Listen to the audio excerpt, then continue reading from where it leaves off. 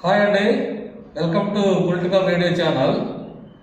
ఈరోజు నేను ఏం టాపిక్ చెప్తున్నానంటే, జనసేన పార్టీ ఆవిర్భావ సభ మార్చి 14వ తేదీన జరిగింది.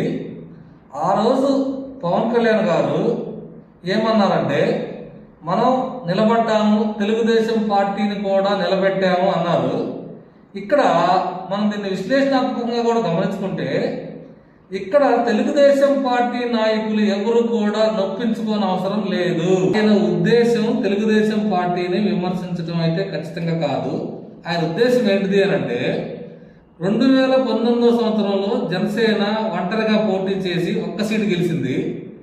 2019 సంవత్సరంలో తెలుగుదేశం పార్టీ 23 సీట్లు గెలిచింది. కాబట్టి ఇద్దరు కలిసి పోటీ చేశాము, నిలబడ్డాము, నిలబెట్టాము. 151 సీట్ల వైసీపీ పార్టీని 11 సీట్లకు పరిమితం చేశాము అనే ఉద్దేశమే తప్ప వేరే ఉద్దేశం అయితే లేదు. కాకపోతే పవన్ కళ్యాణ్ గారు ఆ మాట అయితే అనకుండా ఉండాల్సింది.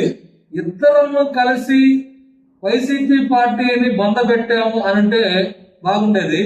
అయినప్పటికీ కూడా తెలుగుదేశం పార్టీ చాలా పరిణితి చెందిన పార్టీగా ఉంది. ఎందుకంటే మీరు గమనించండి, పవన్ కళ్యాణ్ గారు ఆ వ్యాఖ్యలు చేసినప్పటికీ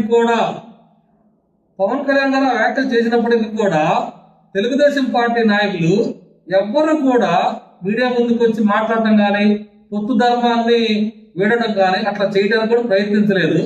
కాబట్టి మీరు గమనిస్తే ఆ పొత్తు ముందుకు కొనసాగుతుంది, కూటమి ముందుకు వెళ్తుంది, ఆంధ్రప్రదేశ్ రాష్ట్రం అభివృద్ధి చెందుతుంది.